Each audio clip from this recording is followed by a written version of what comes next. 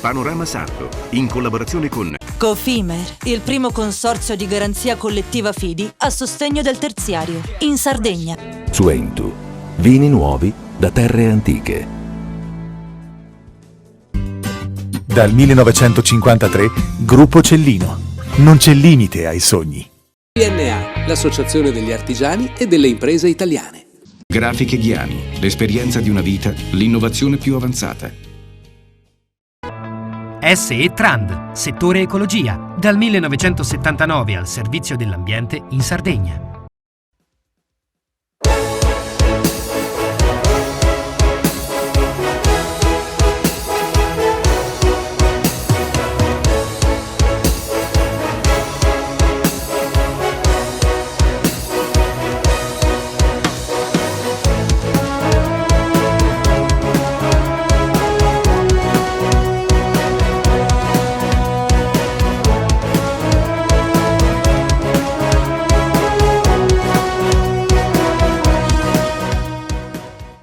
E anche oggi siamo in avvio di trasmissione e parliamo di un argomento molto particolare. Parliamo di coaching e partendo da questo vi presenteremo un'organizzazione, ma innanzitutto Laura Del Piano. Qual è il tema della nostra chiacchierata? Salve, allora oggi come anticipato parliamo di coaching. Io e Maria Elena siamo fondatrici dello sportello del coaching qui a Cagliari e siamo due coach, due professional coach. Il coaching è una metodologia, una tecnica attraverso il quale si allenano quelle che sono le potenzialità, le capacità di una persona. Nel nostro caso può essere un imprenditore, può essere una casalinga, può essere uno studente. Tutti abbiamo la possibilità e la necessità di tirare fuori il meglio di noi stessi. Esattamente, sì. Il coach è una disciplina assolutamente trasversale che poi si può identificare, come hai detto giustamente, nell'ambito business, nell'ambito life, nell'ambito sport oppure anche educational.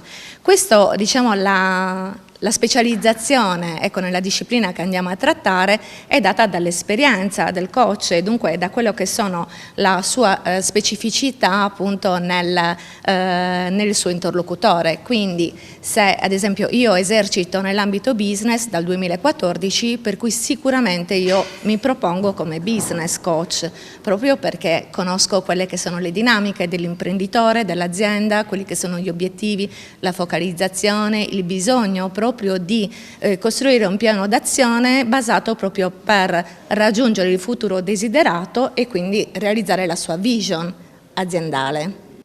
Dottoressa Cuculo, abbiamo fatto questo primo passo, sì. Ma lei com'è entrata in questo mondo? Dunque io ho lavorato per 20 anni nel mondo della formazione e poi siccome lo sport fa parte della mia vita da sempre, attraverso un'associazione sportiva che è quella dove io poi ho fatto il percorso di coaching per diventare appunto coach e ho intrapreso questa avventura attraverso lo sport, perché secondo me lo sport è sempre stata una metafora della vita, no? L'allenamento, le difficoltà, raggiungere un obiettivo, e ho pensato che potesse essere quello lo sviluppo della mia professione dopo tanto tempo di formazione dove vedevo la gente fare questi corsi e non raggiungere mai l'obiettivo, e quindi oltre alla formazione c'è bisogno di avere a fianco una persona che alleni le tue potenzialità e le tue abilità. Tanto è difficile trovarle queste abilità a volte, uno pensa di non esserne dotato, invece le abbiamo tutti. Particolarmente interessante è stato per me l'approccio con il mondo scolastico, perché ho visto che la scuola è in difficoltà e quindi ho pensato i docenti, anche gli stessi ragazzi e adolescenti, avere un obiettivo nella vita, avere un ideale da raggiungere era qualcosa che con il coaching si poteva sviluppare, e ovviamente grazie all'amicizia di Laura, che conosco ormai da quasi 15 anni, una sera ci siamo sedute davanti a un aperitivo e abbiamo buttato giù questo progetto, e devo dire che ovviamente dopo i primi, come tutte le idee insomma, che nascono all'inizio in maniera molto embrionale, si sta sviluppando con grande attenzione da parte insomma, degli operatori, quindi sia degli imprenditori, degli sportivi, E adesso noi siamo dentro Pificcio Innova, che è il coworking che si trova qui alla Manifattura Tabacchi, e abbiamo avuto grande riscontro anche dal punto di vista formativo, nel senso che ci sono tante persone che ci chiedono, infatti noi abbiamo ideato anche un piccolo percorso formativo dove diamo degli strumenti del coaching anche a chi fa il manager, a chi fa il dirigente scolastico, chi gestisce un gruppo, perché è fondamentale avere questi strumenti per allenare le persone che lavorano con te e quindi avere insomma del potenziale da esprimere. Dottoressa Del Piano, il primo incontro, come vi presentate al vostro nuovo cliente, che può essere un business, può essere uno studente, può essere un dirigente scolastico, un professore? Sì, la ringrazio per questa domanda perché proprio mi dà la possibilità di raccontare effettivamente da che cosa nasce lo sportello del coaching. Proprio era il nostro bisogno particolare proprio di diffondere la cultura del coaching qui in territorio sardo. Io appunto ho lavorato per diversi anni su Lombardia, però invece anche a casa mia sicuramente serve, un qualcosa che ho visto appunto portare reali e concreti frutti e risultati. Per cui lo sportello proprio nasce con l'idea di diffondere la cultura del coaching e perché ci siamo insediati all'interno di un coworking, proprio per dare l'accessibilità ad ogni persona, perché prima di tutto si lavora sulla persona, poi che esso sia un imprenditore, uno sportivo, uno studente o una casalinga, questo diciamo che sicuramente che dà una connotazione a quello che è il proprio obiettivo. Okay? Per accedere ad avere una sessione di coaching, noi appunto in quest'ottica di diffondere la cultura, proprio la prima sessione di coaching che dura 45 minuti, 30-45 minuti, è assolutamente gratuita. Noi abbiamo un sito, abbiamo aperto una pagina appunto web, un sito, ci trovate sui social come Sportello del Coaching e basta semplicemente contattarci a quello che è appunto il sito, che è molto semplice da ricordare, www.sportellodelcoaching.it, e lì noi prenotiamo uno slot appunto che può essere da 30 a 45 minuti completamente gratuito, il primo, proprio per capire se il processo e la metodologia del coaching, che è ben definita, non è una cosa che si improvvisa ma segue proprio una certa procedura, fa al caso tuo, se è un qualcosa che interessa e che interessa ed è funzionale a raggiungere appunto il tuo futuro desiderato. Partendo da oggi, in genere diciamo che la prospettiva è a 3 anni. Qual è la tua visione? Come sarai tu tra 3 anni? Come sarà la tua azienda? Qual è Come posso evitare lo stress? Certo. Questo può essere appunto un obiettivo, ecco, come posso evitare lo stress? E allora da lì si parte appunto attraverso determinati strumenti e tecniche a definire meglio l'obiettivo. Se l'obiettivo è stress, bisogna capire, 1, cosa intendi per stress. 2, quando succede che tu sei stressato, quando, come lo gestisci, come puoi allenare le potenzialità che possono gestire lo stress. Lo stress è un qualcosa un pochino come il tempo, è difficile da poter gestire, perché è un qualcosa che accade anche proprio chimicamente, fisicamente. Per cui noi possiamo lavorare sulle nostre abilità nel poter noi gestire il nostro stress, cioè quando il nostro corpo va in stress, quando la nostra mente va in stress, quando siamo overbooking, allora gestiamo l'overbooking, se è questo. Se poi invece è uno stress emotivo, allora andiamo a esplorare a livello emotivo. Ci sono delle aree che ognuno di noi ha, ad esempio i livelli logici che andiamo a esplorare, di Diels appunto, e quindi andiamo a contestualizzare, partendo dall'ambiente, facciamo tutta la scalinata, sono 7 fino all'io. E allora vediamo se questo obiettivo, dov'è che incide, come incide, e su che cosa dobbiamo, quali sono le abilità da allenare e da potenziare. Siamo alle conclusioni. Sì. Riusciamo anche a organizzare l'agenda della nostra giornata nel migliore dei modi, con la capacità di dividere il momento del lavoro da quello del tempo libero? Assolutamente, questo è l'obiettivo del coaching. Anche l'imprenditore più definito, più organizzato, arriva con l'obiettivo di una nuova produzione industriale e poi arriva a chiederti come obiettivo finale più tempo per se stesso, e quindi alla fine l'obiettivo fondamentale del coaching è quello di sviluppare il tuo sogno in linea con quelli che sono i tuoi valori e raggiungere l'obiettivo cercando di rendere la tua giornata più leggera, il tuo lavoro comunque un lavoro che ti dà soddisfazione, tenendo però ben presente la tua sfera privata dove tu godi di quello che hai fatto, perché se sei eccessivamente impegnato al raggiungimento del tuo obiettivo e non sei organizzato, vieni fagocitato dalla giornata e non hai più tempo per gestire la tua vita personale. Quindi assolutamente il coaching è lo strumento più adatto a definire quelle che sono le tue priorità, le tue capacità, e se riesci in questa tua definizione a raggiungere anche lo strumento molto importante del coaching, che è lo strumento della delega, dove tu quello che non vuoi fare puoi delinearlo e delegarlo a qualcun altro, quindi avere più tempo per te stesso e godere dei successi di quello che è il tuo obiettivo, il tuo lavoro. Quindi il coaching da questo punto di vista aiuta molto, ed è forse la domanda che ci fanno più spesso, cioè proprio quella di vorrei avere più tempo per la mia famiglia, vorrei avere più tempo per giocare a paddle, il nuovo sport del momento, vorrei avere più tempo anche soltanto per leggere un libro. Sono tutti obiettivi che alla fine si nascondono dietro un'altra, la richiesta che adesso lei ha fatto: vorrei imparare a gestire lo stress. Perché vuole imparare a gestirlo? Vuole imparare a gestirlo perché lo stress la sposta, la defocalizza da quello che è l'obiettivo, cioè essere sereno, essere felice, avere più tempo per se stesso, per sua moglie, per i suoi figli, per il cane, per quello che è l'obiettivo finale. Un minuto per concludere, dottoressa Del Piano.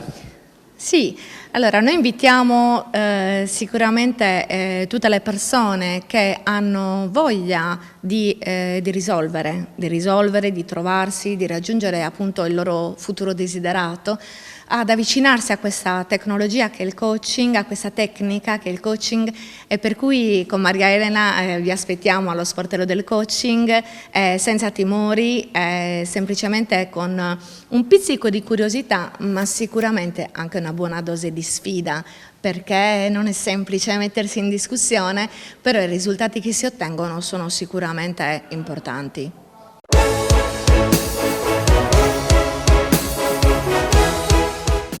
Cofimer, consorzio di garanzia collettiva Fidi, dal 1977 a sostegno del terziario. Il partner migliore nella ricerca di finanziamento più adatto a voi e nella trattativa per ottenere un fido alle migliori condizioni. Cofimer, il primo consorzio di garanzia collettiva Fidi a sostegno del terziario, in Sardegna.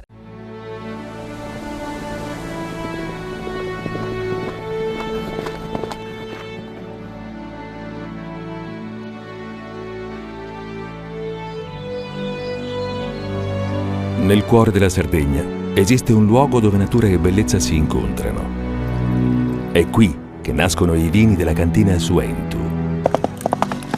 Suentu, vini nuovi da terre antiche. Fai impresa, la fai bene, meriti credito. Le garanzie diventano importanti. Il fondo di garanzia agevola il tuo accesso al credito. Se una banca ti presta denaro, hai garanzia a prima richiesta. Se ottieni 100, la garanzia copre fino a 80. La maggior parte delle garanzie è gratis. Il dettaglio sul sito spheres.it. La Proloco di Pattada vi aspetta nel suggestivo scenario del Monte Acuto sabato 29 aprile con la nuova edizione di Abuconizzo Sebinu. Dalle 18 le cantine e le case del centro storico vi faranno scoprire i gusti, i profumi, le tradizioni e la cultura dell'ospitalità del tempo passato.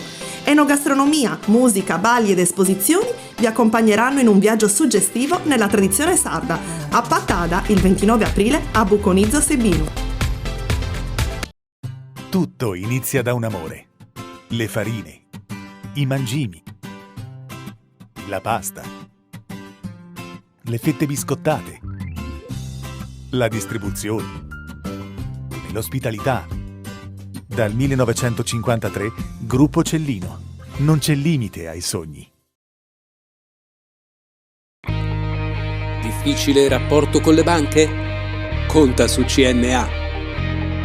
CNA, l'Associazione degli artigiani e delle imprese italiane.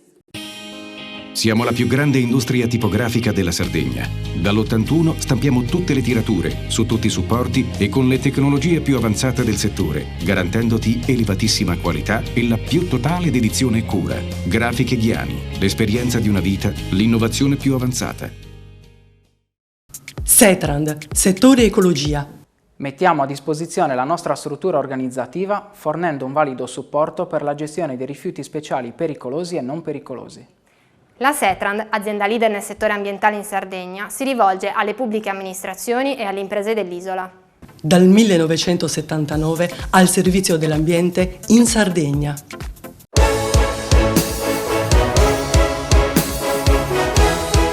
Appuntamento a Saduchessa nell'aula Mozzo dell'Università di Cagliari, promosso dall'Ordine dei giornalisti della Sardegna e Giulia Giornalista in collaborazione con l'Ateneo del capoluogo. L'universo musicale tra stereotipi di genere da superare e buone prassi da valorizzare. Poche le produttrici, le direttrici d'orchestra, le direttrici artistiche, le compositrici, cantautrici, critiche musicali, manager, foniche, discografiche, tour manager, sovrintendenti, talent scout, presidenti di giuria e via elencando. Ma non mancano esempi virtuosi evidenziati nel corso dei lavori, dando voce anche ai protagonisti della scena musicale con l'obiettivo di trovare soluzioni utili a invertire la tendenza. Valerio, buonasera, siamo nell'aula magna Mozzo della Facoltà di Studi Umanistici. Il tema abbassa lo stereotipo, è uno di quei punti focali di una lotta di civiltà, di una lotta di costume, di una lotta sociale per mantenere l'equilibrio nelle forme di linguaggio che si evolvono ma hanno sempre delle discriminazioni. Ne parliamo innanzitutto con la professoressa Esther Kois, che è delegata del Rettore per le uguaglianze di genere. Professoressa, il mondo cambia, è un disco, è una giostra, troviamo tutti i sinonimi possibili, però rimane sempre qualcuno indietro. Cosa si può fare per il linguaggio di genere? Intanto usarlo correttamente, perché la lingua italiana è già definita sulla base, almeno finora, diciamo, di 2 generi, quindi non abbiamo neanche alibi per dire, almeno dal punto di vista della comunicazione, non rappresentare correttamente tutti e 2 i generi. Nel corso di formazione che è stato organizzato da Giulia Giornaliste Sardegna e dall'Ordine dei giornalisti oggi in collaborazione con l'Università di Cagliari, questo elemento è emerso fortemente. Abbiamo già tutti gli strumenti per fare una corretta comunicazione di genere, e usare i nomi corretti per le cose significa anche dare legittimità all'esistenza appunto delle cose. Prendiamo le nostre 2 categorie, sì. I cronisti, i giornalisti e i docenti. Qual è il consiglio spicciolo per gli uni e gli altri? Gli une e le altre. Questo è già un ottimo passo avanti. Intanto appunto utilizzare gli strumenti che abbiamo, renderci conto che la questione è strutturale, perché anche il linguaggio rappresenta, cioè è, diciamo, l'elemento che rappresenta qualcosa di molto più profondo, che sono le strutture attraverso cui la nostra società è organizzata, e le strutture di genere sono probabilmente le più potenti in assoluto. Non a caso i numeri ci rivelano ancora, come giustamente faceva notare, delle disuguaglianze in ogni ambito, compreso quello culturale, compreso quello artistico, musicale, compreso quello giornalistico e compreso quello accademico. Quindi essere consapevoli dell'esistenza di disuguaglianze che sono strutturali, ma anche di prassi virtuose, politiche, come quelle che l'università ad esempio sta portando avanti con il piano di uguaglianza di genere, che servono proprio a contrastare queste disuguaglianze e soprattutto a valorizzare le diversità, perché non c'è scritto da nessuna parte che le diversità debbano tradursi in disuguaglianze. La lingua italiana ci dice che non sono sinonimi, semmai sono l'uno l'opposto dell'altro. Quali sono le parole di confine, quelle che sono una sorta di limbo che diventa complicato coniugare, declinare, eccetera? Le parole di confine sono sempre quelle che designano la sfera del potere, dove le disuguaglianze di genere tutt'oggi risultano essere particolarmente marcate, e non a caso noi tendiamo a faticare, a usare i nomi, diciamo, declinati correttamente quando rappresentano professioni che tradizionalmente sono state maschili. Io ai miei studenti e alle mie studentesse faccio sempre l'esempio della parola governante, che in realtà è un participio presente, e quindi basta soltanto modificare l'articolo, perché nel nostro immaginario pensiamo a 2 cose completamente diverse. Il governante è colui che regge un paese, uno Stato. La governante è la signorina Rottermeier, no? Della nostra infanzia, cioè una persona che aveva la gestione domestica di un ambito anche professionalmente, ma tendiamo ancora a rimandare la stessa identica parola a ambiti, diciamo, di significati completamente distinti, e questo vale naturalmente per ogni ambito, compreso, ripeto, anche quello accademico naturalmente. Un'ultima cosa frena il fatto che ci si ponga davvero a riflettere su questi cambiamenti? Quali sono gli ostacoli? Secondo me uno degli ostacoli principali, magari limitando il discorso in questo caso all'uso della corretta definizione di genere per le professioni, è che tendiamo a interiorizzare tutti, uomini e donne, queste posizioni di potere che, ripeto, sono strutturali, e a pensare che farsi nominare al maschile tuttora sia una questione di legittimazione ulteriore, cioè che perdiamo di autorevolezza nella misura in cui semplicemente segnaliamo con la lingua che una determinata posizione può essere occupata allo stesso modo e con le stesse competenze da uomini o da donne. Alessandro Pirina, a capo di un settore dove tutti i giorni, insomma, c'è questa mega impastatrice che lavora i linguaggi, che lavora le parole, che le mette in fila. Quindi il doppio compito di informare in maniera corretta, seguendo le regole della lingua italiana. Sentivo nel dibattito che ancora arrivano dalla massima amministrazione regionale comunicati declinati sempre al maschile, anche se palesemente si tratta di figure e di soggetti femminili. E quindi un doppio lavoro di informazione ma anche culturale. Come si solleva l'asticella, Alessandro, per dare al lettore un prodotto che sia di stimolo, di riflessione e di educazione in questo caso? Ma innanzitutto dobbiamo partire dalla lingua, perché comunque la lingua si evolve, quindi oggi il mondo è cambiato, per fortuna anche le donne hanno un ruolo maggiore nella società, e quindi certi lavori, certe professioni che prima erano esclusivamente maschili oggi sono anche femminili. Quindi dire l'architetta, l'avvocata oppure la presidente, la giudice, penso debba essere normale. Ancora ci sono molte resistenze, però diciamo che molti passi avanti sono stati fatti. Per quanto riguarda l'ambiente della cultura e spettacoli, magari è diverso, sicuramente ancora le donne fanno fatica a avere magari ruoli apicali nell'organizzazione degli eventi, nella discografia, però anche lì passi avanti rispetto al passato sono stati fatti. Certo, ancora per fortuna ci sono anche occasioni come questa per parlare di questo tema, perché c'è ancora da lavorare, anche se, come ho detto prima, i giovani di oggi, i bambini probabilmente sono più avanti di noi, perché certe cose gli vengono inculcate dalla nascita e sono cresciuti in una società, sono nati in una società non diciamo dove la parità esiste, però dove è molto più vicina rispetto a quando eravamo piccoli noi. I bambini e le bambine bisognerebbe dire. È vero, i bambini e le bambine, perché faccio parte di quella società, mi devo abituarmi anche io. Facciamo parte. Ti butto in una situazione che può essere comoda e scomoda al tempo stesso. Nel tuo settore tu lavori notizie che provengono ad esempio dall'arte, dall'archeologia, dalla pittura. Poi ne hai delle altre che arrivano da settori quali la musica, quali le nuove tendenze appunto sonore. Ecco, in quali settori si deve lavorare di più? Cioè dove trovi una matrice più attenta all'evoluzione del linguaggio e dove invece intuisci che c'è ancora da lavorare? Ma secondo me, sinceramente, nell'ambiente culturale in generale il linguaggio è già più evoluto, nel senso che comunque ci sta molto più attenti, anche se ogni tanto capita anche a noi qualche volta a ricorrere a vecchi stereotipi tipo il Festival Rosa, l'ondata rosa, la rassegna al femminile, cose che ci trasciniamo dietro da decenni.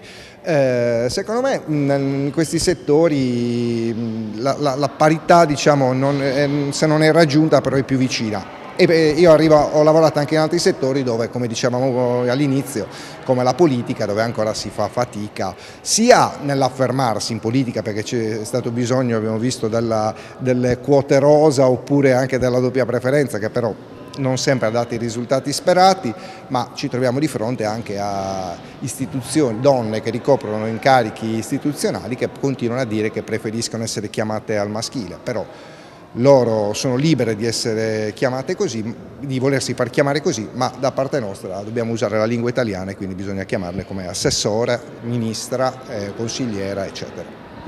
La Nuova Sardegna è stata molto vicina al mondo delle scuole e lo è tuttora, ci sono delle attenzioni molto forti verso quella che è la formazione primaria, come accennavi, fondamentale per sistemarci il cervello, avere nel cervello un puzzle equilibrato, di equilibrio e di buon senso. Ecco, adesso cosa si può fare con i giornali, appunto con questi che vengono chiamati gli old media, no? nel diluvio di notizie vere, false, fake, eccetera, del web? Cosa può fare un giornale che ha più di 100 anni di storia per dare dei messaggi forti anche in questa direzione?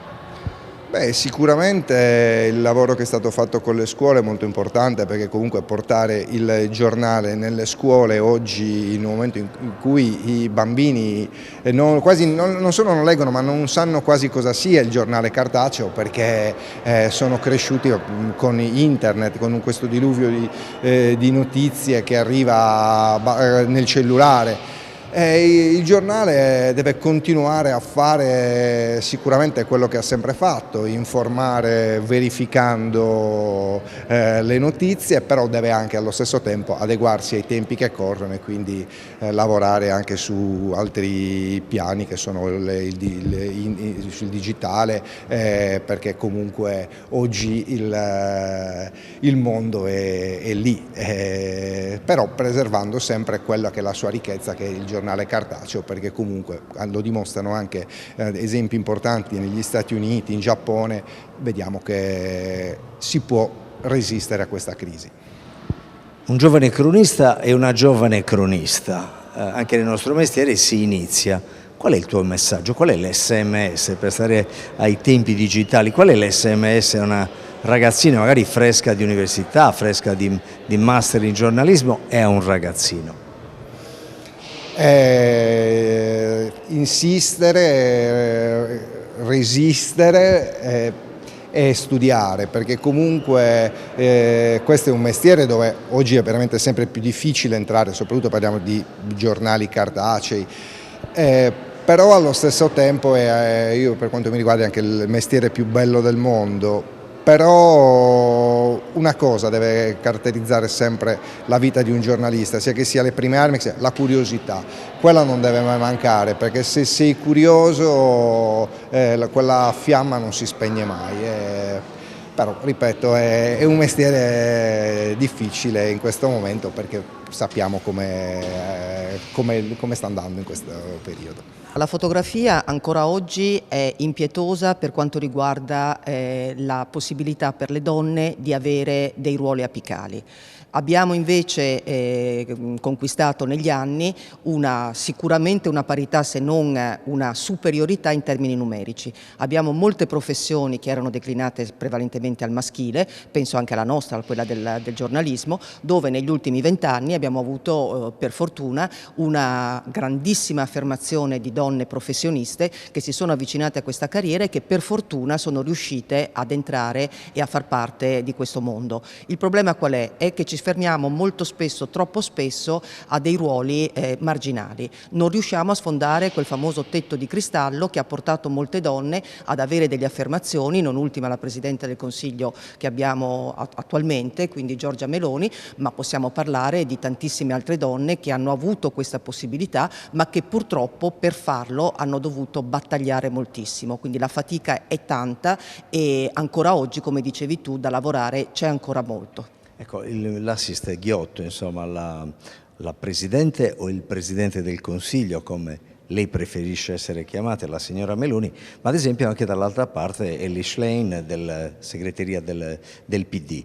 È un'Italia che sta cambiando, oppure questo può essere paradossalmente un contraccolpo, nel senso, cosa chiedete di più? Avete visto che ai vertici della Corte di Cassazione ci sono altre grandi istituzioni con una figura femminile. Può essere un ostacolo, come dire, che può celare invece un cambiamento che sia generalizzato, globalizzato? Guarda, l'auspicio è proprio quello che queste novità che sono state introdotte, quindi queste affermazioni di donne in ruoli di vertice apicali, e che sia proprio la stura per portarne ancora di più. Chiedevi cosa volete ancora? Vogliamo molto di più, vogliamo contare molto di più, siamo ancora sottorappresentate nei consigli d'amministrazione, abbiamo tutta una parte della finanza e dell'economia che è appannaggio ancora maschile, facciamo ancora fatica, per cui benvengano certi esempi. Poi mi piacerebbe che la signora Meloni, come dire, sposasse il linguaggio di genere e si facesse chiamare la Presidente Meloni, però come ci siamo detti anche parlando di questioni di genere e di linguaggio di genere, penso che stia a noi, giornaliste e giornalisti, far capire che la declinazione di una professione, di un ruolo, deve essere coordinata alla persona che la svolge, in questo caso a una donna. Nel nostro mestiere, accennavi prima alla vita del cronista, quindi quotidianamente ci si imbatte nel rettaggio, in una sorta di dedalo di declinazioni che sono al maschile, anche quando verrebbe più economico, più facile, più immediato declinarle giustamente al femminile. Quali sono le zone più complicate? In quali settori si nota ancora questa resistenza, questa opacità di linguaggio? Guarda, l'opacità di linguaggio, come dire, è trasversale, purtroppo. Non abbiamo un settore che non lo so, che possa fare da un punto di riferimento in negativo o in positivo. Sicuramente, come ti dicevo prima, la finanza ancora oggi è, come dire, è maschile ed è molto maschilista, però come abbiamo visto ci sono tantissimi settori della società finora in teoria non toccati da questo problema, come il mondo dello spettacolo. C'è voluto un movimento, il Me Too, per poi far capire che anche lì c'era del marcio, ok? E quindi ci sono tutte le materie scientifiche, quindi tutti i mestieri e le professioni scientifiche hanno sicuramente più criticità nel riconoscere il ruolo e la figura femminile, però purtroppo questo avviene trasversalmente in tutti i settori della nostra società e lo vediamo come Giulia giornaliste affrontando nei seminari, nei confronti, nei corsi di aggiornamento, ci rendiamo conto che ogni settore ha il risvolto della medaglia dove la donna è sottodimensionata, sottorappresentata e ancora piena di stereotipi. Tu sei una sentinella importante guidando la redazione Sardegna dell'ANSA, hai chiaramente una sorta di calamita di notizie. Da dove arrivano gli sforzi migliori per eliminare, provare a lenire questi disagi nel linguaggio di genere? Quali sono le amministrazioni, i settori che si sforzano di più o che hanno semplicemente iniziato prima? Allora, sulla carta tutte le pubbliche amministrazioni, soprattutto qui in Sardegna, quando ci stanno provando anche con delle leggi specifiche dove appunto tutti i documenti devono essere declinati per legge con i ruoli al femminile.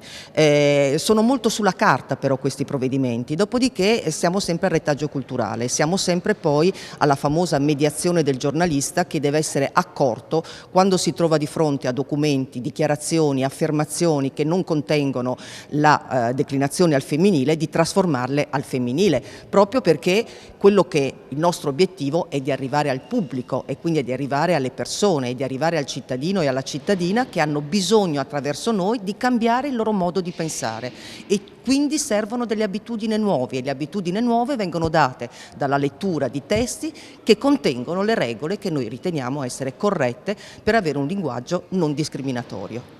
Non sbagliando, ai tempi, qualche anno fa, quando si iniziava il nostro mestiere, dicevano che chi pensa male scrive male. Adesso lo sforzo va amplificato. Ecco, ti chiedo questo per chiudere. A una ragazza giovane che pensa di intraprendere questo mestiere straordinario per certi versi, ferocissimo per altri, quindi il giornalismo, cosa le consiglieresti? Di avere tanta caparbietà, di essere molto curiosa e molto attenta ai cambiamenti e di non demoralizzarsi, perché l'accesso alla professione oggi è quanto mai difficoltoso, molto più difficoltoso di 30 anni fa e sempre più le giovani generazioni si scontrano con il precariato e quindi come dire, le assunzioni, la stabilità avviene troppo tardi rispetto all'inizio, diciamo, quando si comincia a fare questo mestiere e quindi devono come dire, avere una capacità di resistenza e di resilienza e ovviamente inseguire il proprio sogno. Se questo è il sogno che hanno nel cassetto, ci devono mettere l'anima. E non mollare mai. E non mollare mai.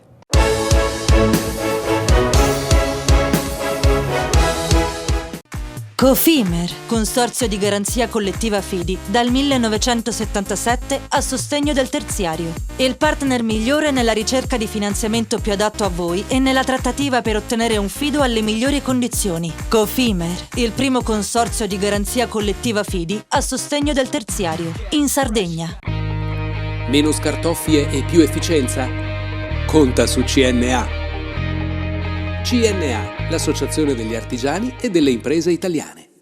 La Proloco di Pattada vi aspetta nel suggestivo scenario del Monte Acuto sabato 29 aprile con la nuova edizione di Abuconizzo Sebinu. Dalle 18 le cantine e le case del centro storico vi faranno scoprire i gusti, i profumi, le tradizioni e la cultura dell'ospitalità del tempo passato. Enogastronomia, musica, balli ed esposizioni vi accompagneranno in un viaggio suggestivo nella tradizione sarda. A Pattada, il 29 aprile, a Buconizzo Sebinu.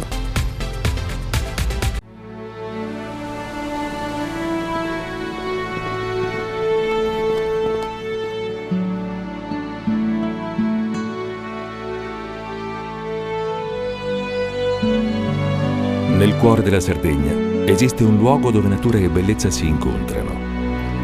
È qui che nascono i vini della cantina Suentu. Suentu, vini nuovi da terre antiche.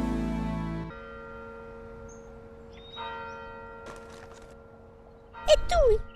Filiere Ghinisesi. È nata la pasta Ercole.0, l'unica di filiera sarda al 100%, certificata dal grano alla tavola. Scopri il nuovo gusto Cellino nel tuo supermercato di fiducia.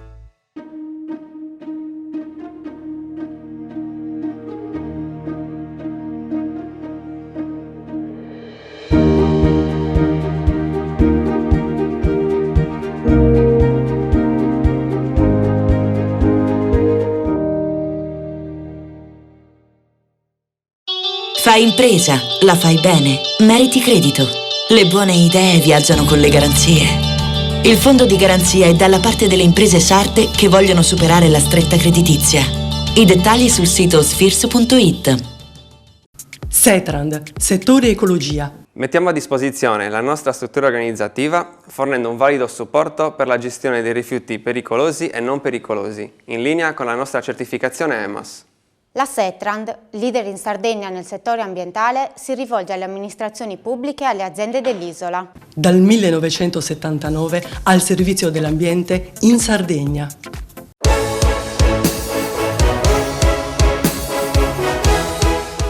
Buonasera Valerio, buonasera telespettatori di Panorama Sardo. I percorsi del vino che accompagnano la nostra trasmissione già da diverso tempo ci portano oggi a Cagliari, Palazzo Doglio, un evento che parlerà del vino rosé che puntualmente sta andando a bussare il mercato e vediamo chi apre la porta delle nuove iniziative, ma soprattutto le nuove connessioni del mondo vitivinicolo sardo in una chiave rosé.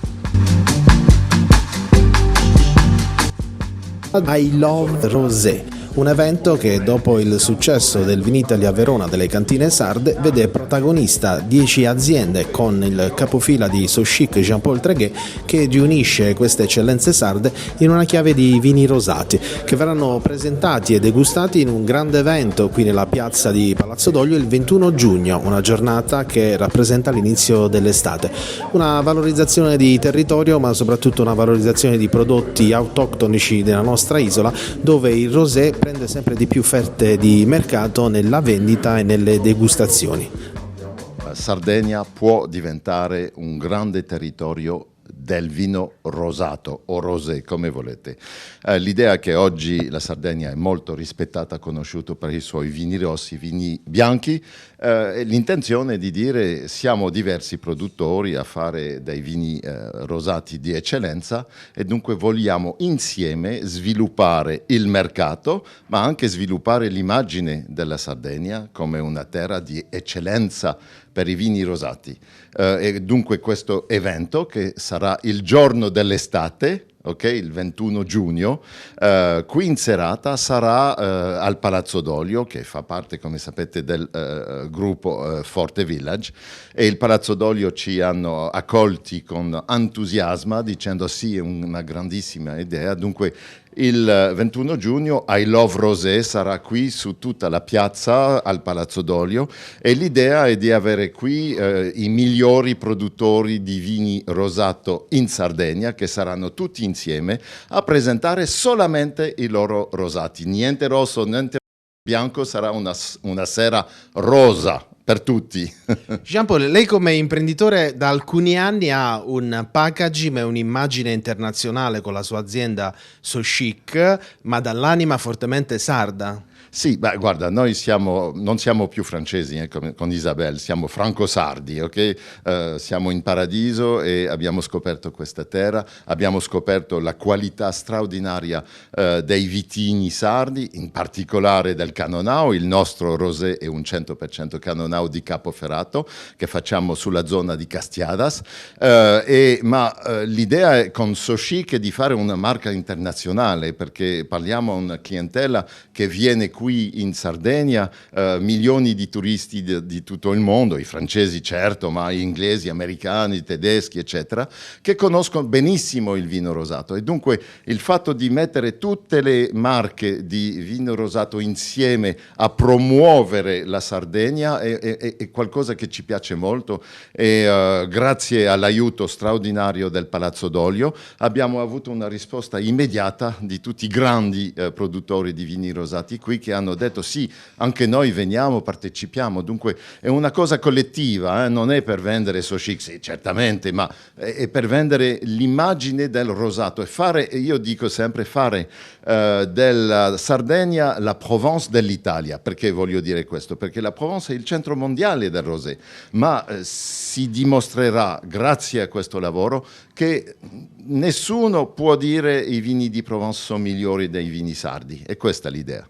Jean-Paul, abbiamo visto proprio che nell'elenco, nei partecipanti di questa conferenza, ci sono i grossi brand sardi e non solo, perché ognuno ha il suo valore, la sua importanza, è tutto proporzionale. Però le chiedo, lei e Isabelle, che è la sua compagna di viaggio in questa straordinaria avventura del rosé, non vi fermate mai, perché da Cagliari a Olbia... Sì, dappertutto, andiamo dappertutto. No, abbiamo un'energia fantastica perché abbiamo un'accoglienza fantastica. E poi perché ricordo che il vino rosato fermo è l'unico mercato nel mondo che cresce così rapidamente da anni. È diventato un gioco mondiale, è diventato veramente il segmento il più dinamico dei vini. Ok, metto a parte le bollicine, che è un altro mondo, un altro mercato. Ma dunque questo colore rosa nel vino sta diventando una cosa enorme, perché le donne adorano questo colore, adorano questo vino, perché le nuove generazioni considerano che questo è il vino moderno, il vino adattato all'epoca, e dunque c'è una dinamica che è straordinaria, e dunque non c'è nessuna ragione per la quale la Sardegna non può diventare questo territorio riconosciuto mondialmente sul vino rosato, perché abbiamo tutto. Abbiamo una terra fenomenale, abbiamo una cultura viticola da più di 3.000 anni, abbiamo 300 giorni di sole, abbiamo le più belle spiagge probabilmente del Mediterraneo, e dunque questo fa tutte le condizioni per fare un grande territorio del rosé. Jean-Paul, da circa 10 giorni è finito il Vinitaly, che è stato un Vinitaly con dei numeri straordinari e soprattutto è stato il Vinitaly del business.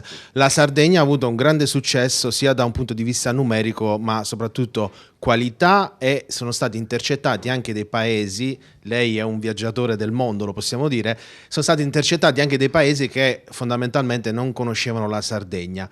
Le chiedo, ma c'è una ricetta per far sì che quest'isola sia davvero un riferimento? La ricetta è di pensare che non si deve solamente produrre vino, si deve fare la promozione del vino, si deve parlare del vino con un linguaggio, una lingua che piace, una lingua che rende il vino accessibile. Il vino non deve essere una cosa protetta, molto complessa, perché questo fa che tante generazioni, o che le donne per esempio dicono io non voglio cose complesse, io voglio un vino easy, facile, che posso bere con piacere, e tutto questo dunque vuol dire una modernità anche nel marketing. E io dico sempre, c'è un nome che si dice o investisci nel land o nel brand. E io dico, oggi dovete investire nel brand, perché è questo che il consumatore moderno ha bisogno. Come sapete c'è una crisi del vino, del consumo del vino nel mondo, e l'unico modo di cambiare questa crisi o di non avere risultati così pessimi è di fare che il vino diventi una cosa attraente, non so come si dice, scusatemi. Attrattiva, ecco, e questo è il marketing. Si deve fare molto più marketing sul vino, perché è questo il mondo nel quale siamo. Lavorare nei social e tutto questo. Dunque, I Love Rosé partecipa a questa modernità. Anche noi abbiamo, accettato l'invito di Jean-Paul Traguet per promuovere il Rosate di Sardegna, perché è una tipologia di vino che negli ultimi tempi sta suscitando molto interesse e sta incontrando i favori anche, di un gusto più comune, più attuale, specialmente le nuove generazioni che si accostano al mondo del vino, e sicuramente anche le signore che hanno bisogno di un bere molto più equilibrato, molto più elegante, e il rosé rispecchia appieno queste caratteristiche. Possiamo dire che voi, la longevità della vostra cantina vi permette di essere sempre molto attuali sul mercato. Voi già da tempo avevate preso in considerazione un mercato di rosé? Beh, assolutamente sì. Il nostro rosé, che è appunto fatto dalle nostre uve più tipiche, quindi Don Carignano in purezza, abbiamo iniziato a farlo già da tempi non sospetti. Naturalmente in corso di questi decenni abbiamo affinato più che altro il tipo di vinificazione, perché è cambiato specialmente da 4 anni a questa parte, e diciamo che dal 2020 grosso modo abbiamo un rosé di più ampio respiro, che va incontro proprio a un palato anche internazionale. E questo è quanto.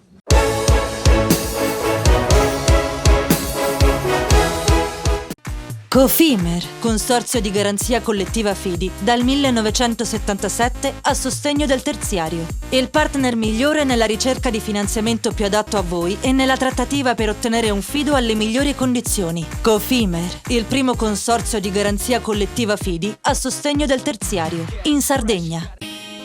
Siamo la più grande industria tipografica della Sardegna. Dall'81 stampiamo tutte le tirature, su tutti i supporti e con le tecnologie più avanzate del settore, garantendoti elevatissima qualità e la più totale dedizione e cura. Grafiche Ghiani, l'esperienza di una vita, l'innovazione più avanzata. La Proloco di Pattada vi aspetta nel suggestivo scenario del Monte Acuto sabato 29 aprile con la nuova edizione di Abuconizzo Sebinu. Dalle 18 le cantine e le case del centro storico vi faranno scoprire i gusti, i profumi, le tradizioni e la cultura dell'ospitalità del tempo passato. Enogastronomia, musica, balli ed esposizioni vi accompagneranno in un viaggio suggestivo nella tradizione sarda. A Pattada il 29 aprile Abuconizzo Sebinu. Tutto inizia da un amore. Le farine, i mangimi, la pasta, le fette biscottate, la distribuzione e l'ospitalità. Dal 1953, Gruppo Cellino. Non c'è limite ai sogni. Nessuno lotta per la tua impresa? Conta su CNA. CNA, l'associazione degli artigiani e delle imprese italiane. Fai impresa, la fai bene, meriti credito. Non c'è solo il credito bancario. Con i mini bond e le cambiali finanziarie coperti dal fondo di garanzia, i tuoi progetti trovano nuovi investitori che credono in te. Contatta Spheres.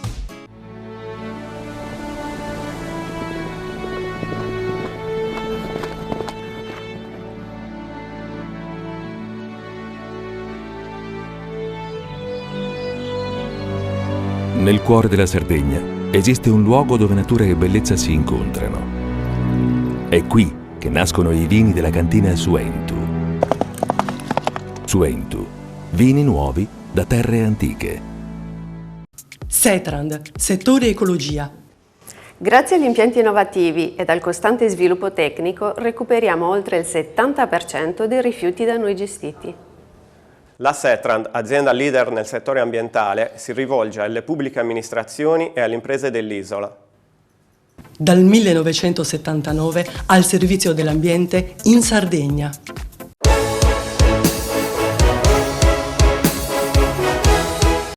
Sarà Cagliari a inaugurare la stagione dei grandi eventi tennistici in Italia nel 2023. Dal 1 al 7 maggio i campi del Tennis Club Montiurpinu saranno infatti i protagonisti del Sardegna Open 2023, evento premium della neonata categoria Challenger 175. La manifestazione, che si incastona tra i Masters di Madrid e gli internazionali d'Italia, ospiterà i talenti del tennis del futuro e i big del presente come Coric, gli statunitensi Shelton e Cressy e gli italiani Musetto, Sonego e Cecchinato. Una nuova e preziosa occasione, come ribadito dal sindaco Paolo Truzzu e dall'assessore regionale al turismo Gianni Chessa nella conferenza stampa, per promuovere l'immagine e le potenzialità del territorio oltre i circuiti tradizionali e su cui costruire nel tempo un futuro e una bella storia di sport in cui Cagliari e la Sardegna si candidano per un posto da protagonisti. Assessore, un altro dei tanti eventi che stanno raccontando, regalando e beatificando un'isola ricca di risorse e di esperienze. Il Sardegna Open di tennis porterà tennisti che sono tra i primi 100 al mondo. Che evento è? Come lo racconta in una battuta? Ma io lo racconto in modo semplice, un investimento azzeccato, un'altra grande opportunità grazie a questo sport, che è il terzo sport più visto al mondo, che ci mette in una vetrina mondiale, che ci posiziona in una destinazione Sardegna sempre più forte grazie agli eventi sportivi. Il tennis, il Challenger 175, non può che darci benefici oggi di immagine, ma soprattutto di ricaduta economica immediata, ma soprattutto c'è quella che arriva fra un po', grazie alla stampa, grazie alle TV che a livello internazionale promuovono la Sardegna.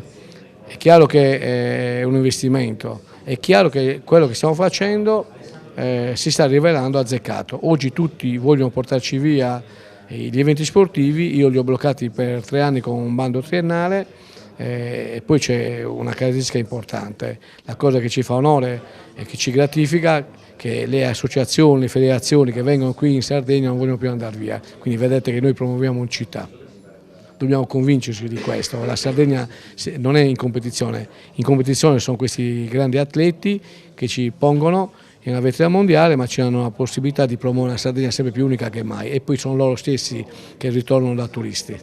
Filippo Volandri nuovamente a Cagliari dopo tanti anni, dopo un passato da atleta anche di pregio, perché più di 20 anni fa si è aggiudicato il satellite che si era tenuto sulla terra rossa di Montiurpino, e in quel torneo il Mendrò annoverava anche un giovanissimo Rafa Nadal. Cosa ricordi di quello prima di avventurarci nel Challenger 175? Ma sì, grandissimi ricordi, sono passati tanti anni, è meglio non ricordarli troppo, però sì, la finale contro Rafa, un giovanissimo Nadal, è una cosa che porto nel cuore, perché poi tra l'altro è stato il mio primo Challenger vinto, ed è stata una tappa importantissima, al di là del torneo stesso, ma anche il feeling con Cagliari stessa è stato veramente importante, quindi grandissimi ricordi siamo passati con la Coppa Davis. Insomma, il mio ricordo del Tennis Club Cagliari o la Sardegna in generale è importante, importantissimo. Venendo al 175 fa un po' sorridere parlare di 175 perché ha un entry list da fare invidia a un 250. La raccontiamo? Sì, giocatori come Sonego, come Coric, come Musetti, testa di serie numero 1, quindi i primi 20 al mondo, giocatori del recente passato come Schwarzman, quindi di grandissima blasone, e giocatori del futuro come Shelton, che è un americano che sta crescendo alla velocità della luce, quindi è un torneo importante anche per i nostri tanti italiani che stanno crescendo da Nardi, Passaro a Arnaldi, che è pochi posti fuori dal tabellone principale, quindi un altro torneo di passaggio importantissimo per la loro crescita.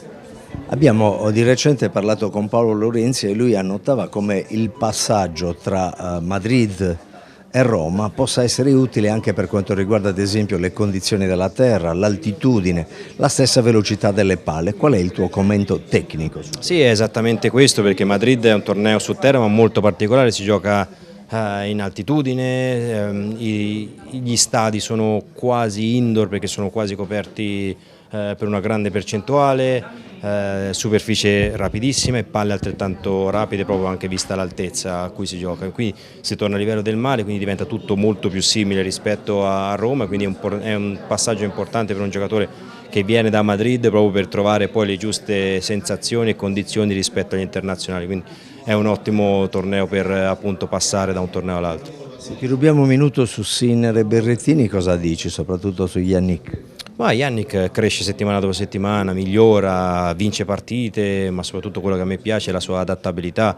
Dalle condizioni, ha avuto pochissimi giorni per preparare la terra rossa, si parla di qualche giorno e già a Montecarlo è stato protagonista, una partita persa con Rune in semifinale 7-5 al terzo, ma veramente un altro passo in avanti, una grandissima lotta in condizioni particolari perché siamo passati dal sole all'inverno con le 2 interruzioni per pioggia, è stato realmente bravo, ma lui si sta adattando e sta crescendo tantissimo. Per quanto riguarda Matteo, ecco, avere un movimento così importante nelle settimane difficili, perché è arrivato l'infortunio di Matteo, abbiamo avuto giocatori come Sinner che arriva in semifinale, Musetti che arriva ai quarti e batte Djokovic. Per quanto riguarda Matteo dobbiamo soltanto aspettare adesso le tempistiche del recupero, noi lo aspettiamo a braccia aperte, lui è molto motivato, anche la partita con Cerundolo gli ha dato di nuovo le motivazioni importanti, quindi lo aspettiamo. Chiudiamo con la Coppa Davis e il tuo incarico e anche una visuale terza di prospettiva. Qual è la sensazione? Le sensazioni sono buone perché vedete i ragazzi che crescono settimana dopo settimana al di là delle loro classifiche. Giocheremo a settembre in un girone tosto come partecipazione perché avremo il Canada che ha appena vinto la Coppa Davis, la Svezia e il Cile, quindi per noi è un'opportunità di rivincita. Ovviamente mancano ancora diverse settimane, quindi insomma facciamo un passo alla volta.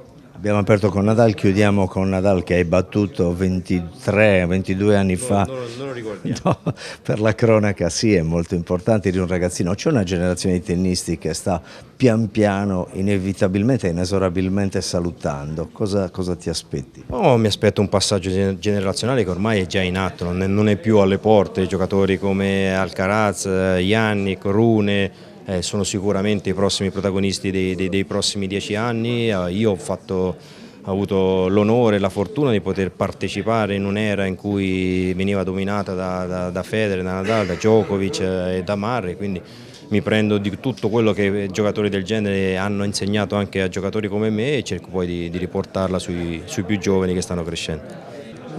Renato Arba, presidente del Tennis Club Cagliari. Presidente, un evento di straordinaria portata internazionale con un rimbalzo mediatico molto rilevante. Qual è l'auspicio? Intanto dobbiamo ringraziare il nostro presidente della federazione Angelo Binaghi che ha avuto questa felice intuizione per portare a Cagliari questo primo evento di questo Challenger 175. Noi come tennis ci siamo mossi per mettere il club nelle condizioni ottimali per accogliere degnamente questa manifestazione. Quali saranno i lavori più importanti che a una decina di giorni dal primo match state realizzando? Abbiamo rimesso a posto le gradinate, le recinzioni del campo 14 dove si svolgerà anche il torneo. Abbiamo ridato con il contributo anche economico della regione autonoma della Sardegna, oltre che a quelle del tennis club, perché una parte delle risorse sono state messe a disposizione dal nostro club proprio per rendere migliore e accogliente la struttura. Gli interventi più grossi avverranno successivamente con le risorse del PNRR che la Sport e Salute metterà a disposizione, ma questo inizieremo subito dopo il torneo. Per adesso forza Musetti o forza Sonego? Diciamo tutti e due, però spero di non vederli a Cagliari, vuol dire che a Madrid stanno andando avanti. Al sindaco si deve soltanto chiedere se questa città diventa più bella anche con questi eventi e se questi eventi servono per far capire che l'amministrazione è in sinergia con lo sport che piace e rimbalza anche a livello internazionale. È così? È così, l'abbiamo dimostrato, abbiamo lavorato sempre con tutte le federazioni sportive, ancora di più con la Federtennis che ci ha regalato questo splendido torneo che porta a lustro alla città, gli dà una prospettiva internazionale sulla quale stiamo ovviamente lavorando anche insieme alla Regione, quindi ben vengano questi appuntamenti perché sono occasioni anche per la promozione turistica di Cagliari. nel cuore della città, il polmone verde di Cagliari, Monte Urpinu, con delle importanti operazioni di restyling, quindi anche un'area che viene, come dire, rimessa alla ribalta internazionale dopo che per tante volte tra Coppa Davis, Fed Cup, tornei è stata al centro dello sport nazionale. Adesso c'è qualcosa di particolare, che sensazioni hai nel momento in cui la città capoluogo sta affrontando anche il restyling non solo nelle strutture sportive ma anche in quelle più a vicino con i cittadini, cioè le strade più importanti? Ma abbiamo oggi una quantità di risorse tali in città e di investimenti e di cantieri che con i quali stiamo cercando di migliorarla, di renderla più moderna, più sostenibile, più funzionale. Ci sono investimenti anche sull'area del tennis club, quindi questo è importante perché se si vuole crescere, si vuole tenere un alto standard e si vuole essere competitivi con le altre realtà, con altri territori, con le altre città, questo lo dobbiamo assolutamente fare, se no gli altri corrono e noi restiamo fermi, non vogliamo restare fermi, vogliamo correre anche noi. Al sindaco si deve chiedere anche dello stadio e del palazzetto dello sport. Il palazzetto è stata aggiudicata la gara di lavori, è in fase di realizzazione la gara invece per la progettazione definitiva ed esecutiva, penso entro fine maggio sarà chiusa anche quella e poi si lavorerà per avere il progetto definitivo esecutivo. Sullo stadio sapete qual è la situazione, stiamo andando avanti per la conferenza decisoria e poi non appena avremo risolto tutte le questioni burocratiche, avremo anche le risorse finanziarie e potremo bandire la gara. Bocca al lupo. Lunga vita al lupo.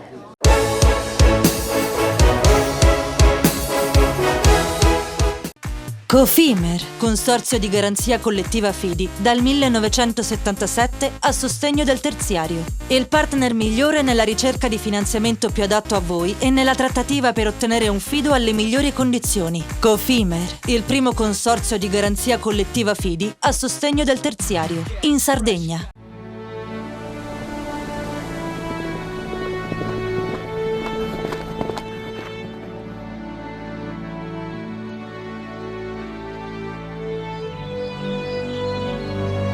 Nel cuore della Sardegna esiste un luogo dove natura e bellezza si incontrano. È qui che nascono i vini della cantina Suentu.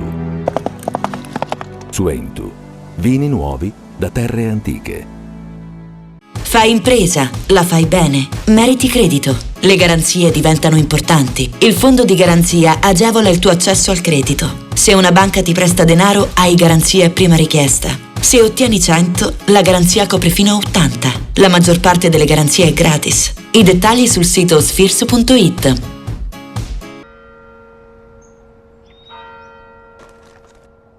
E tu?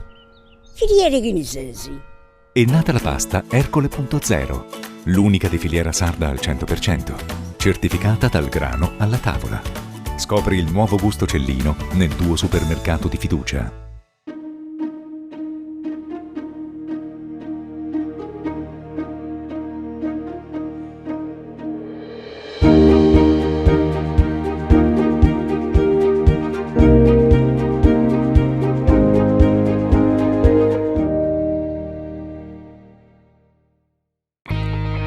Difficile rapporto con le banche?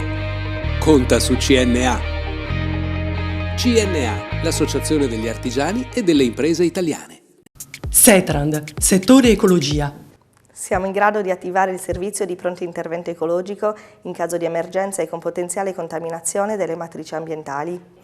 La Setrand, azienda leader nel settore ambientale in Sardegna, si rivolge alle pubbliche amministrazioni e alle imprese dell'isola. Dal 1979 al servizio dell'ambiente in Sardegna. La Proloco di Pattada vi aspetta nel suggestivo scenario del Monte Acuto sabato 29 aprile con la nuova edizione di Abuconizzo Sebinu. Dalle 18 le cantine e le case del centro storico vi faranno scoprire i gusti, i profumi, le tradizioni e la cultura dell'ospitalità del tempo passato. Enogastronomia, musica, balli ed esposizioni vi accompagneranno in un viaggio suggestivo nella tradizione sarda. A Pattada il 29 aprile Abuconizzo Sebinu.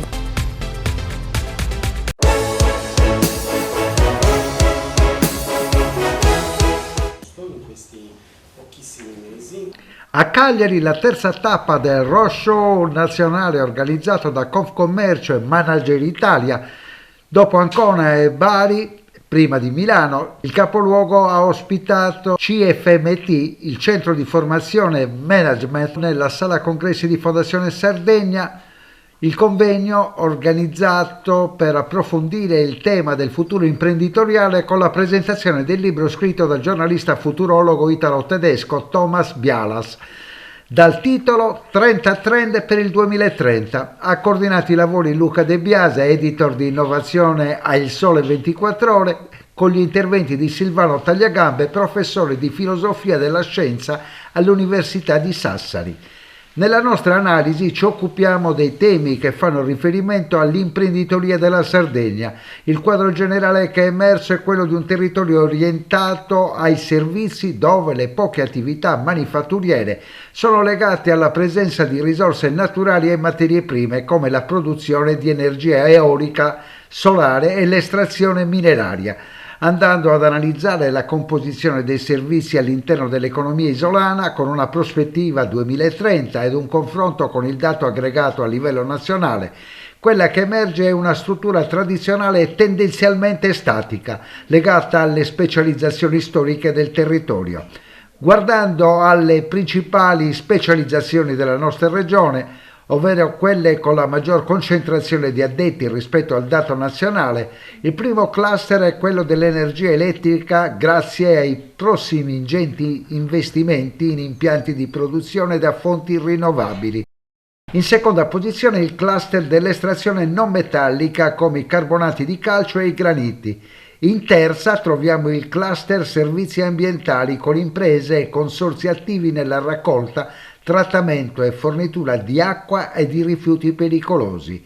Il turismo, secondo le previsioni del giornalista futurologo Thomas Bialas, si classifica solo al quarto posto, con la singolarità della minore influenza nazionale del compito sul territorio delle agenzie di viaggio. Tra le 50 province d'Italia più in fermento, quelle cioè che più di altre sono state in grado di supportare la nascita di start-up innovative, incoraggiare imprenditorialità ed accrescere la valorizzazione e l'attrazione di talenti, risorse e capitali attraverso efficaci scelte politiche e strategiche di investimento, l'unica sarda presente è Cagliari. 30 trend per il 2030. Thomas Bialas, che ha origini tedesche, ha vissuto nel Varesotto negli ultimi anni, adesso si è trasferito nelle Canarie. Dobbiamo convincerlo a venire in Sardegna, che è più bella delle Canarie. Come nasce l'idea di questo volume? Allora, l'idea nasce, io per il CFMT faccio il futurologo e sono responsabile di un progetto che si chiama Future Management Tools, e dopo 11 anni di eventi e 30 numeri di questi scenari che noi facciamo, abbiamo detto è il momento di fare un po' i conti, insomma un riassunto di tutto quanto, e quindi siccome era il 30° evento abbiamo deciso di fare 30 trend per il 2030, che sembra quasi uno scioglilingua, ma sono tanti, sembrano anche tanti trend, ma in realtà fra trend tecnologici, di commercio, di marketing eccetera, danno un po' un indirizzo ai manager imprese su come guardare al futuro. Perché la maggior parte sono trend tecnologici, perché abbiamo visto che questo qua non è più il secolo degli esseri umani, ma è il secolo delle macchine, dominano al lavoro, prendono il posto degli esseri umani, poi con l'intelligenza artificiale, vedi adesso la discussione su ChatGPT, rischiano di sottrarre sempre più posti di lavoro agli esseri umani. Allora molti trend sono proprio sull'intelligenza artificiale, sulle macchine che sono i nuovi eroi sul posto del lavoro, e far capire agli esseri umani che non bisogna farsi sfruttare dalle macchine, ma bisogna dominarle a proprio favore. Quindi per quello che è così importante capire l'evoluzione delle tecnologie, di quello che faranno le macchine, per non diventare noi automi o vittime, ma di poterle indirizzare perché il futuro dovrebbe essere un atto volontario del destino umano, ecco. Per quello che, ripeto, è così importante anticipare oggi le tendenze, soprattutto in un'epoca di veloci e radicali cambiamenti, di discontinuità. Non si può più, visto che siamo in Sardegna, navigare a vista nel mare, ma bisogna scrutare lontano, vedere la tempesta in arrivo e reagire velocemente, ecco. Thomas, la scorsa settimana abbiamo avuto ospite il presidente della Società Europea di Psichiatria, Bernardo Carpinello, che ci ha raccontato il dramma e i problemi che ha creato la società europea la pandemia. Nel vostro mondo, che cosa è cambiato? Il nostro mondo c'è... Quello dei manager.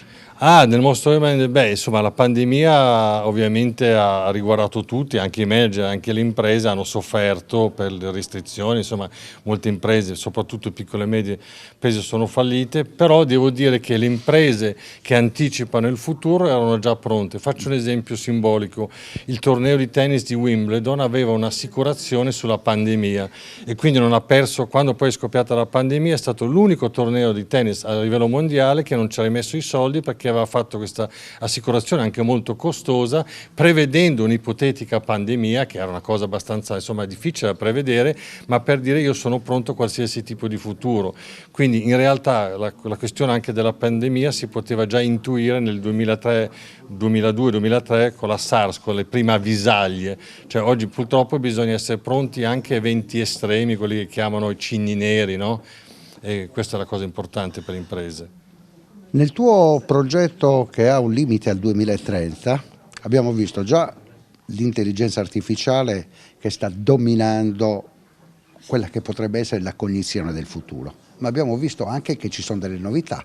Per esempio i motori termici escono dalla produzione e si vanno a perdere in Europa 200.000 posti di lavoro. Come li recuperiamo?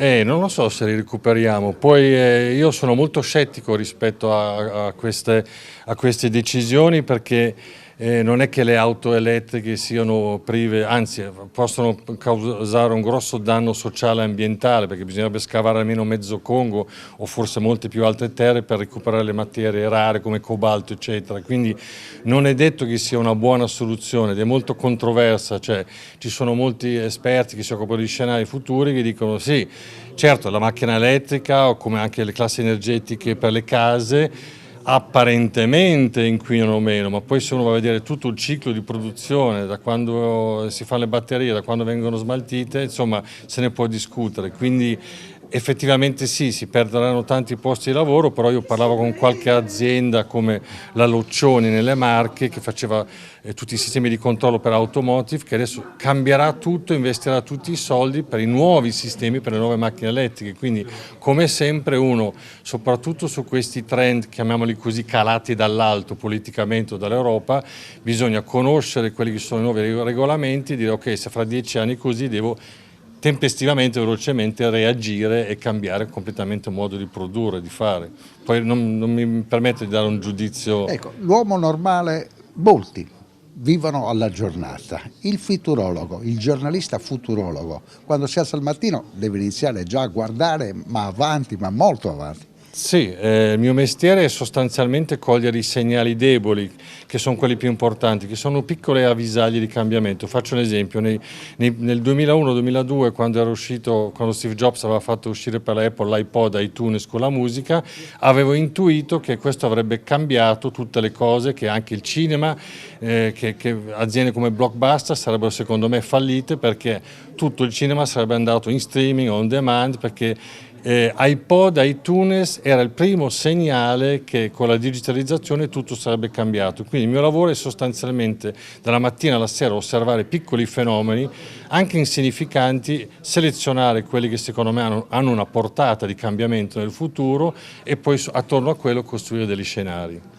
E scenari riesci a individuarne durante il sonno? Sì, io il grosso del lavoro lo faccio durante il sonno, nel senso che di giorno io mi riempio di informazioni, cioè faccio l'indigestione di informazioni, poi di notte metabolizzo e si sa che il cervello di notte anzi lavora meglio, e poi alla mattina quando mi sveglio a digiuno comincio a scrivere, quindi utilizzo esattamente il sogno come metodo di lavoro.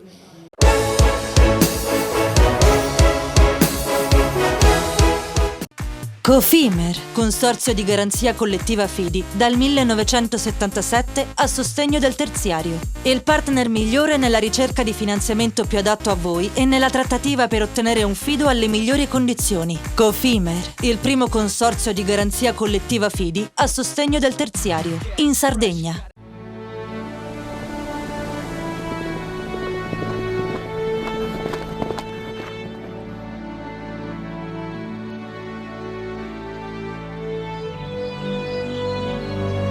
Nel cuore della Sardegna esiste un luogo dove natura e bellezza si incontrano. È qui che nascono i vini della cantina Suentu. Suentu, vini nuovi da terre antiche. La Proloco di Pattada vi aspetta nel suggestivo scenario del Monte Acuto sabato 29 aprile con la nuova edizione di Abuconizzo Sebinu. Dalle 18 le cantine e le case del centro storico vi faranno scoprire i gusti, i profumi, le tradizioni e la cultura dell'ospitalità del tempo passato.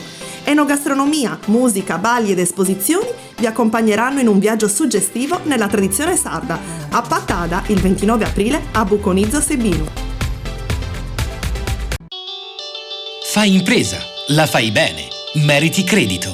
Le garanzie diventano importanti. Il fondo di garanzia agevola il tuo accesso al credito. Se una banca ti presta denaro, hai garanzia a prima richiesta. Se ottieni 100, la garanzia copre fino a 80. La maggior parte delle garanzie è gratis. Il dettaglio sul sito spheres.it.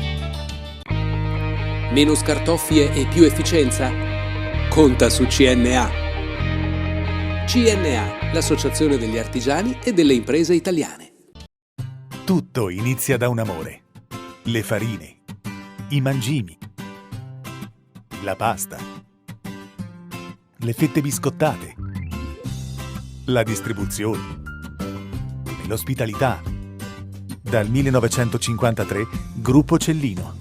Non c'è limite ai sogni. Siamo la più grande industria tipografica della Sardegna. Dall'81 stampiamo tutte le tirature, su tutti i supporti e con le tecnologie più avanzate del settore, garantendoti elevatissima qualità e la più totale dedizione e cura. Grafiche Ghiani, l'esperienza di una vita, l'innovazione più avanzata. Setrand, settore ecologia. Forti delle nostre competenze e dei nostri mezzi, realizziamo bonifiche di siti inquinati anche da amianto. La Setrand, azienda leader nel settore ambientale in Sardegna, si rivolge alle pubbliche amministrazioni e alle imprese dell'isola. Dal 1979 al servizio dell'ambiente in Sardegna.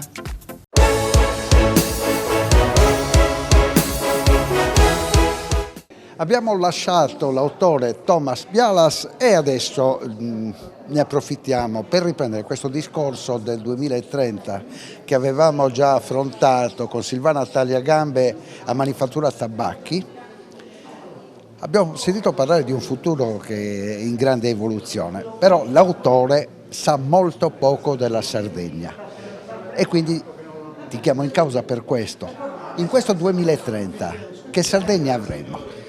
Beh, speriamo che abbiamo una Sardegna che si sveglia e soprattutto speriamo che non si realizzino, non vadano in porto i progetti di autonomia differenziata così come sono stati formulati, perché secondo me darebbero il colpo definitivo all'autonomia vera che la Sardegna dovrebbe invece cercare di sviluppare e di far crescere.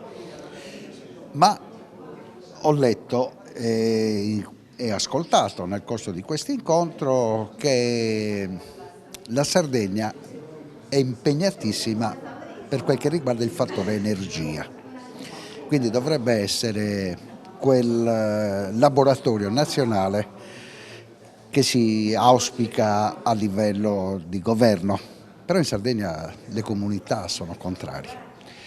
Sì, il grosso problema che si sta riscontrando è il distacco tra il senso comune e i progetti, sia scientifici che di innovazione. È un periodo di grandissimo fermento dal punto di vista scientifico, nanotecnologie, intelligenza artificiale. Nei laboratori stanno succedendo cose veramente impressionanti, però a livello di cultura diffusa, di senso comune, non c'è nessuna partecipazione perché non c'è nessuna cognizione e questo è l'aspetto preoccupante. E anche per quanto riguarda questi progetti di energia, che in effetti per la Sardegna possono essere estremamente importanti, da parte dell'opinione pubblica non c'è una sufficiente consapevolezza, per cui i giudizi che vengono formulati sono fatti più sulla base di impressioni che non sulla base di cognizioni.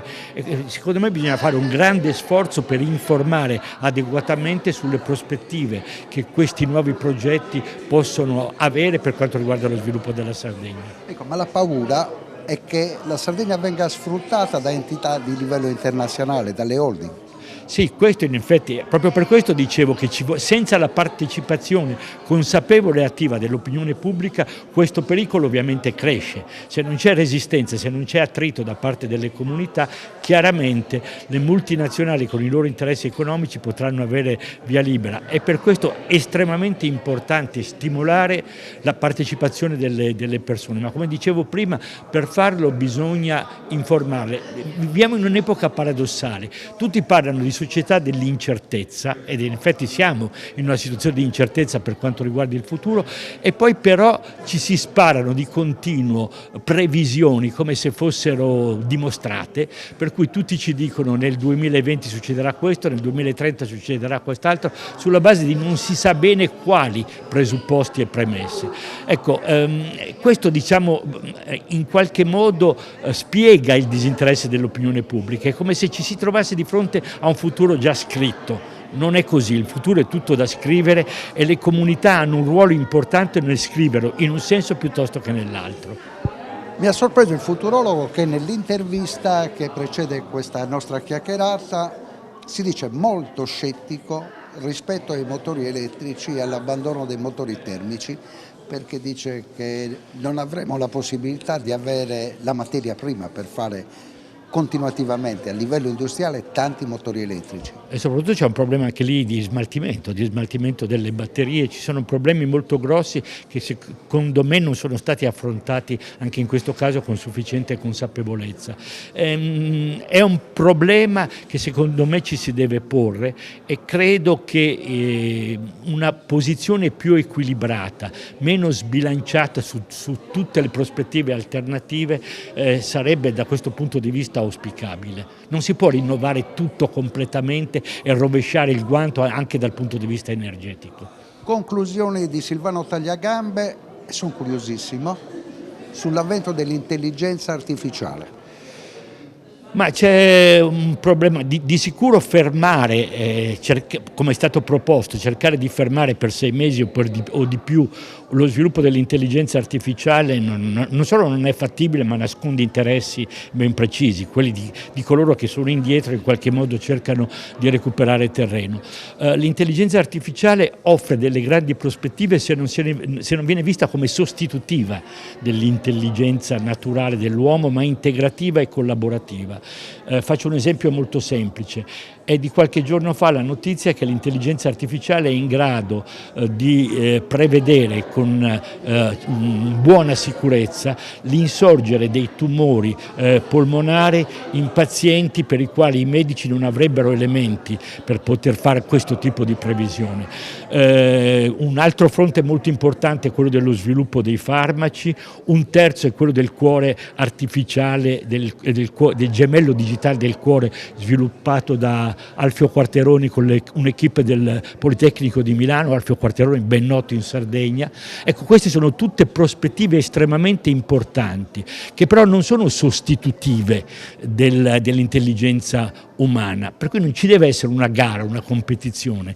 Sono due tipi di intelligenza che ragionano con modalità, forme del tutto diverse. Una basata sulla massima probabilità, l'intelligenza artificiale, la statistica, l'altra invece sulla capacità di proporre idee che sono invece estremamente poco probabili, per questo innovative.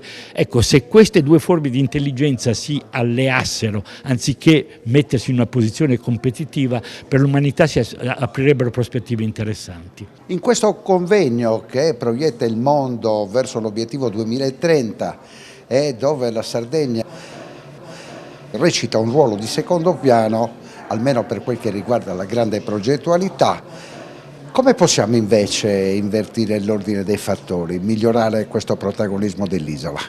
Bellissimo questo stimolo, questa domanda, perché la risposta è al tempo stesso complessa e semplice, perché una ricetta è quella di unire le competenze, di sovrapporre le competenze, cosa difficile nel nostro DNA, ma per affrontare le sfide del 2030 e del 2050 i professionisti, ingegneri, architetti, geologi dovrebbero mettersi insieme, costruire società multidisciplinari in grado di competere con i grandi studi europei che invece hanno vita facile rispetto alle grandi opere che il PNRR e queste sfide ci chiedono. Analizzando con attenzione gli atti di questo convegno, la Sardegna viene individuata in prima posizione come competitività quale laboratorio nazionale per quel che riguarda l'energia. Si parla di paleoliche in terra, di paleoliche offshore, si parla di megabatterie, ma è veramente questo il nostro futuro? Allora, non so se solo questo in maniera monotematica possa essere il nostro futuro. Sicuramente la Sardegna, come altre regioni del sud, ha dalla sua il clima e questo è un fatto positivo. D'altro canto, però, noi abbiamo una grande necessità di posti di lavoro. E il fatto di essere, tra virgolette, sfruttati da grandi multinazionali che investono, comprano terreno, consumano suolo, ma poi non danno un grande numero di posti di lavoro, può essere un vincolo. Quindi, secondo me, la Sardegna, nella sua globalità, la politica della Sardegna, deve riuscire a costruire una visione che consenta di dare dei vantaggi per quanto riguarda i posti di lavoro e per quanto riguarda il costo dell'energia, perché se noi diamo tanto suolo per la produzione di energia, chiaramente i sardi devono averne un vantaggio. Questo vantaggio inizia a intravedersi per esempio con comunità energetiche, ma forse è necessario una visione ancora a più lungo termine, mettendo insieme le forze e i linguaggi, non solo quello energetico, ma quello della politica del lavoro in Sardegna. Obbligatorio, prima che inizi il convegno ti devo fare questa domanda. Il superbonus è andato a morire. Il vostro settore, quello delle costruzioni, le professioni legate a questo settore, che è importante, la prima industria della Sardegna, l'edilizia, sta già accusando il contraccolpo? Sì, sta già accusando il contraccolpo sia il tessuto professionale che il tessuto imprenditoriale dell'edilizia, e sta accusando il contraccolpo per un problema che intanto è abbastanza semplice anche questo dal mio punto di vista da illustrare, cioè il fatto di non avere una norma che guarda 30 anni, da qui a 30 anni, cioè una norma strutturale. Ma il superbonus in 24 mesi è stato cambiato 18 volte, quindi è ovvio che il nostro tessuto professionale e quello imprenditoriale non sa organizzarsi ed è difficilissimo organizzarsi. L'altra questione invece è il fatto che se non si guarda in maniera strutturale e soprattutto se a un certo punto le banche e quello che era lo sconto in fattura, diciamo, viene totalmente cambiato e abbiamo un sistema che è imploso sui crediti e i cassetti fiscali di tante imprese che hanno grandi difficoltà, ma anche di tanti professionisti, il governo qui deve assolutamente trovare il modo di fare una riforma strutturale che guardi 30 anni e che magari non sia il 110, può essere anche di meno, ma che diano l'opportunità a tutto il settore, che è un settore importante del PIL nazionale e del PIL regionale, di sapersi organizzare. Questo è il vero punto. E poi c'è un'altra questione, sfrutto l'occasione e l'opportunità di questa intervista per dire che professionisti, imprese, cittadini possono acquistare i crediti delle imprese che hanno tanti crediti nei propri cassetti fiscali attraverso per esempio piattaforme. C'è la piattaforma SIBonus delle camere di commercio, ci sono tante piattaforme e quindi tutti i cittadini, imprenditori, professionisti che devono pagare F24, devono pagare IVA, devono pagare IRPEF, possono andare su queste piattaforme e acquistare i crediti, ovviamente a un costo vantaggioso. E questo potrebbe essere importante sulla strada di un discorso che riguarda 2030 adeguamento energetico. Il 90% delle abitazioni in Sardegna non sono adeguate.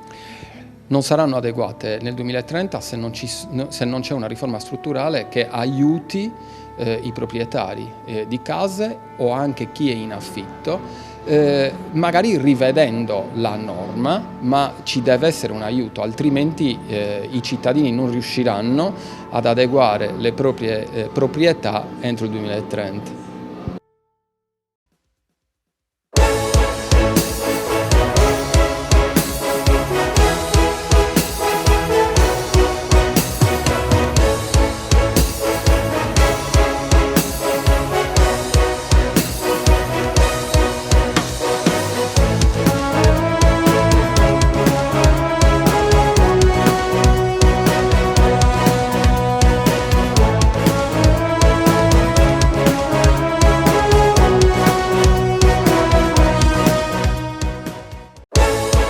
Panorama Sardo, in collaborazione con Cofimer, il primo consorzio di garanzia collettiva fidi a sostegno del terziario, in Sardegna.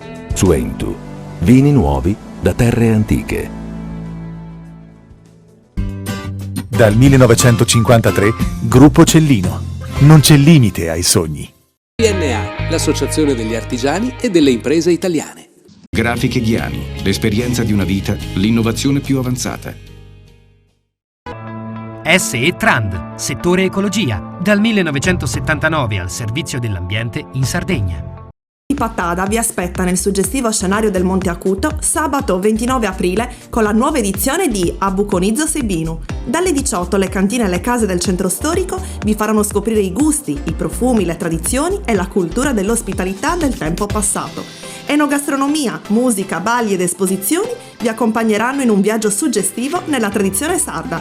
A Pattada il 29 aprile Abuconizzo Sebinu.